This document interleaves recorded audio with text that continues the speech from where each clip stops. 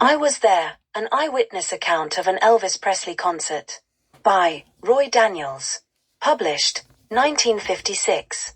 Introduction. It was a warm July night in 1956, and the city of Memphis was buzzing with excitement.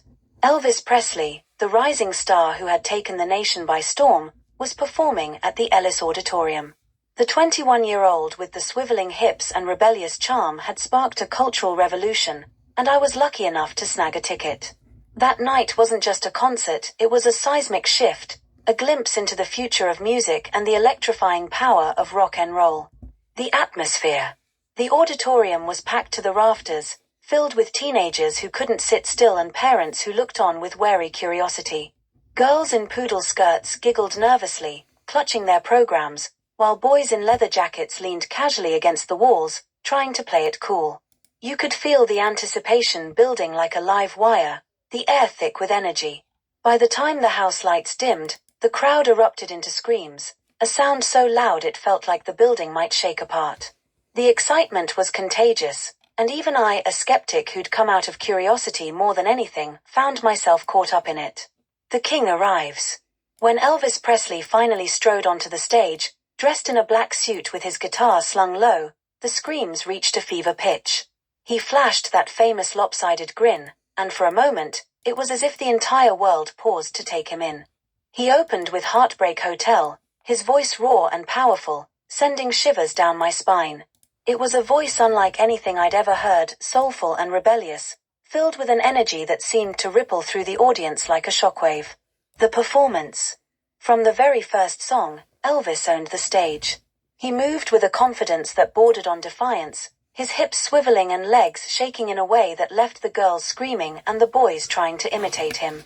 His energy was magnetic, pulling everyone in, whether they wanted to be or not. Blue suede shoes was a particular highlight. The way he stomped his foot and leaned into the microphone made it feel like he was singing directly to you. The crowd clapped along, completely in his thrall. Between songs, Elvis spoke casually to the audience, cracking jokes and flashing that mischievous smile.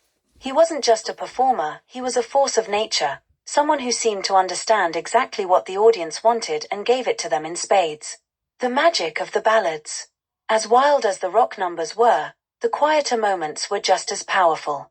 When Elvis sang Love Me Tender, the atmosphere shifted. His voice softened, full of vulnerability and emotion, and the audience fell silent. Couples held hands, and even the most skeptical parents seemed moved.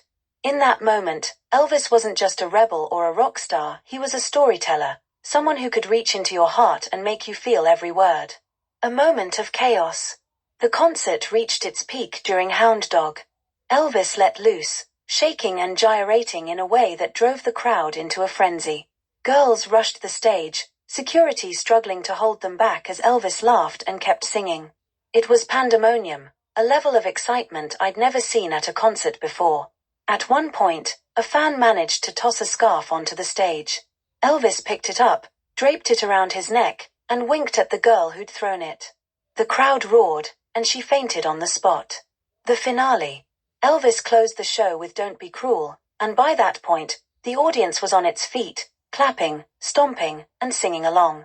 When the final notes rang out, the applause was deafening.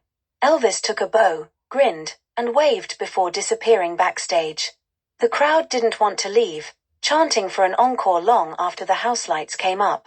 But Elvis was gone, leaving us all breathless and wanting more. After the show, walking out of the auditorium, I felt like I'd just witnessed something historic. Strangers were talking excitedly, recounting their favorite moments. I overheard a father muttering about how that boy's gonna be trouble while his teenage daughter clutched her program like a holy relic.